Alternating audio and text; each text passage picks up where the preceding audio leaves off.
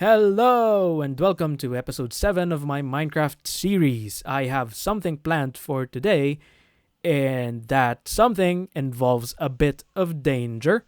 So, I already prepared for this, I already have the materials needed, but we're going to fight the Wither. The Wither, yes. And hopefully, I don't die. Okay, I actually planned this out a little bit. I dug out a bit of an area down here at our cave. This took me less than an hour, maybe 2 episodes of a show I was watching, and I made this water elevator just because using that scaffolding at the side is really slow. And as you can see, it's quite low. I did this area as well for strip mining, so I installed some chests.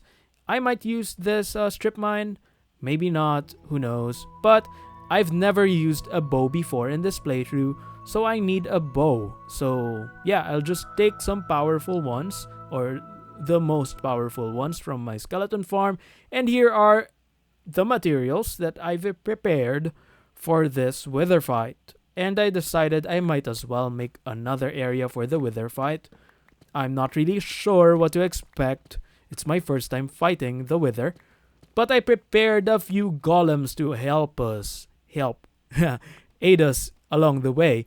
And some of them took suffocation damage while I was making them, so I'm just going around healing them.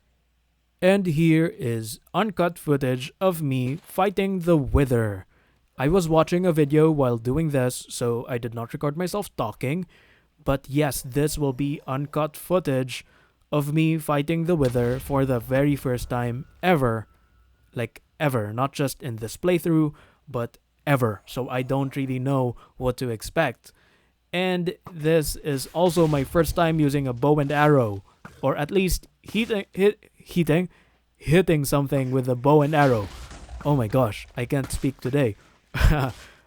Anyway, I was surprised just with how much damage I was dealing because I expected this fight to be much harder.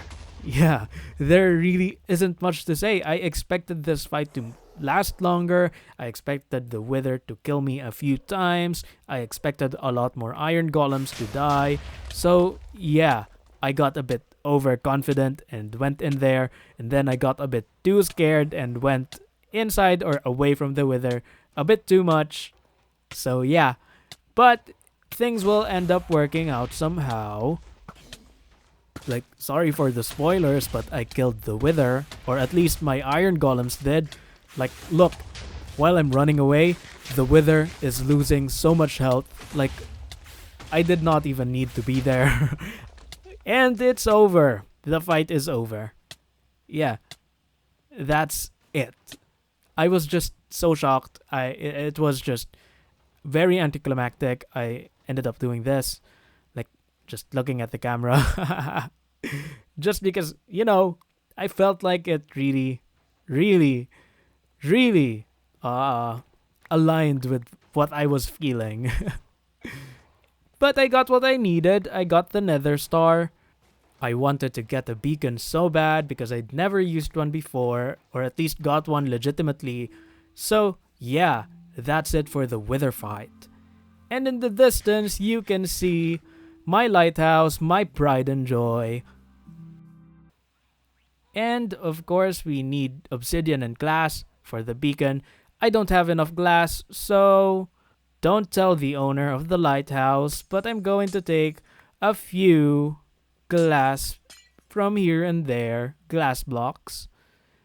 I own this lighthouse, by the way. This is a single player world, but here's the beacon. Yay! And immediately I'm going to put it to use inside my chest. I'm just kidding. Of course, my beacon is like my new toy. I have to try it out. So here, we are going to mine an area out near our tree farm and moss farm. No idea what I'm going to do with this place, but yeah, this should be easier. And here we have a lot of copper blocks oxidizing. Yeah, a lot of them. And here they are, fully oxidized. So, yeah, I'm just gonna take them And you can probably guess what we're going to do with all of these oxidized copper blocks and these pumpkins. And it is exactly what you think it is. But for now, let's take a detour because I think I might be missing one of my swords, the Smite 5 sword. So let's try finding it in the Nether because I think it's there. And it is indeed in the Nether. I thought I had lost it forever, but at the same time it's not really a big deal. I have a trader hall. Oops, can you hear my cat? Anyway, I did a lot more of the spawn proofing and I ended up using the pressure plates instead because my goodness, the buttons were really annoying to place. Oh, and in the warp forest, it's much better to use the torches there because the endermen only spawn like at light level 7 or something. But yeah, you can see that a lot of area, a lot of like blocks, a lot of tiles, even up there, a lot of places have been covered by these buttons and like pressure plates. I have done a lot of spawn proofing, but it's not yet 100% because I'm not using like tools or whatever to help me, but it's still working its magic. We are here at our gold farm. Down below me, you can see some of the reinforcements are spawning down there. I have no idea what to do with those. I think they're spawning on the ice. But yes, the spawn proofing has really helped with our gold rate because, yeah, this was really bad before. And I mean, this comparatively, like compared to what it's supposed to be, compared to the peak performance, this is still pretty bad. You know, this is like less than 50% of the efficiency. I just made that number up, but you know, that's what it felt like because there were these gaps and then there were the things down there. But of course, apart from that, we're going to play with the copper golems. Right. I did not plan on this, but I think this will be fun. Like playing with these copper golems, they're really cute, and I've heard that they take quite a while to like oxidize. So I pre-oxidized the coppers, and here is what it looks like. They are so noisy, but also so cute. And I think all of the chests are like bothering them, like it's stopping them from fully oxidizing. So let me just get all of these chests. And here is what they all look like, fully oxidized. Yes, they look just really cute. I love them. I love their addition to the game. And here they are in my inventory. I got like, how many is this? 168? 168 copper golems.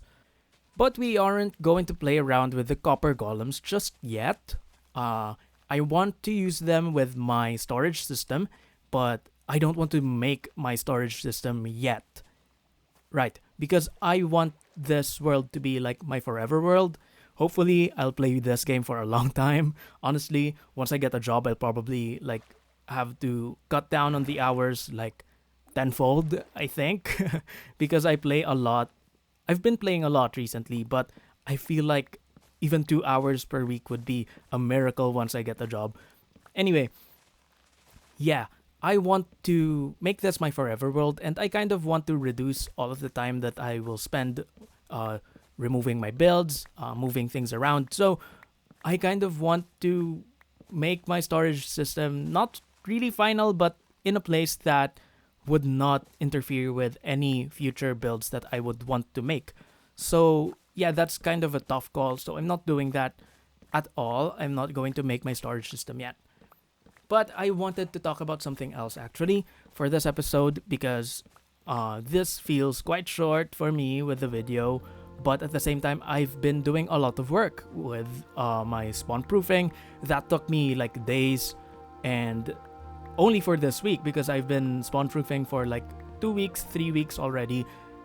Yeah, I picked such a bad spot for my gold farm, but whatever. The point is like a lot of things that go into making these things for me are not really shown on this video, are not really shown on the final cut. So yeah, that's one thing to keep in mind. And it's not like I'm making this like for content. Like, I'm making this just to like keep track of my progress with my Minecraft world. I made this channel because I wanted to like keep track of my hobbies and kind of share them. That's one thing that I want to work on because I'm not really good at sharing my stuff. I mean, I kind of share my stuff with my friends and people I know IRL, but when it comes to like public forums, I used to be much better at sharing stuff about me, or not about me, but like about the things that I care about, my hobbies, my craft, my skills, etc. I feel like I've kind of lost that. Anyway, I am going back to my cherry camp. If you don't know what my cherry camp is, it's the base that I made back in episode 1, or I started working on back in episode 1, that I never really got around to working on or finishing or anything, adding on to, because I started working on the lighthouse instead. Yeah, I went back here because I want to finally build something here. I feel like I've left behind my donkey and my horse long enough. They deserve a proper home. So today we're going to make a stable. And this stable I actually designed in creative mode. First time for me. But I forgot to take screenshots. So I know the general look that it has, but I don't know the measurements. And I was too stubborn to like get off this world and just check it on the creative world. So yeah, watch me figure things out on my own for a few minutes here. And my inventory management is quite a mess. Honestly, I wish like I had more inventory space because I brought way too many stuff, right? But at the same time, like, it just felt correct to just be prepared in case I needed a lot more stuff than I actually had on me. So yeah, that's one of my problems. I just bring way too much stuff with me at all times. But yes, this build is kind of following what I planned with my creative world so far. I'm not sure if the roof is entirely correct, but all of the details, other details so far have been right with the hanging sign. The sign with the chain should be like connected to the side instead. Anyway, one of the reasons why I started this like Minecraft series and why I went back to Minecraft, just playing it and also making the videos, is because I want to try building. Like, building seems so cool, it seems so fun, and I've never really tried it, so why not, in line with buying Minecraft, why not try building and making videos, etc. So yeah, I've been having a ton of fun just building. I'm not good at it yet, but I'm slowly starting to make my own like perspective when it comes to building. So yeah, this has been a ton of fun. And now the stable is all done. If I can move a little bit. Yep. No. Okay, if I can move a little bit. Yes, there it is. You can see it now. It's the stable and it's all done. And I think it looks passable. I'm not really too in love with it, but it's a good try. Maybe I'm being harsh on myself. But anyway, it needs some inhabitants. So, of course, we're going to take Sir Horse number 1 and Sir Donkey number 1 on a trip to their new home because I feel like I've left them here long enough. So, yeah. Hopefully, they can actually fit because I've never tried this with like putting them inside and outside and whatever. Okay. Okay. Well, at least they can't accidentally leave. Anyway, I had to tear down the shelves a bit just to get them inside. But yeah, I'm not really planning on riding them around, so the shelves can go back in. And I think this can actually work.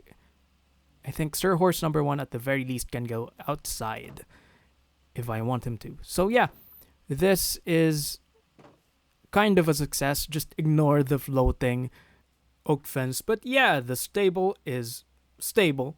It's stabling. Yeah. Anyway, that's all for this episode. That's all the time that I have.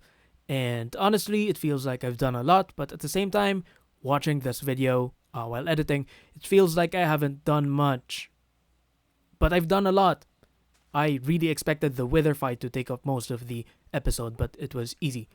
And then I did a lot of spawn proofing, which I did not show a lot of in this episode. And then I made the stable. And then there's this pig. Anyway, yeah. Yeah, I'm satisfied with how this episode has turned out. But that's really it for episode 7. Thank you so much for watching. And honestly, I hope I have much more of a plan next episode. And goodbye. Here's a few more seconds of the copper golems styling about.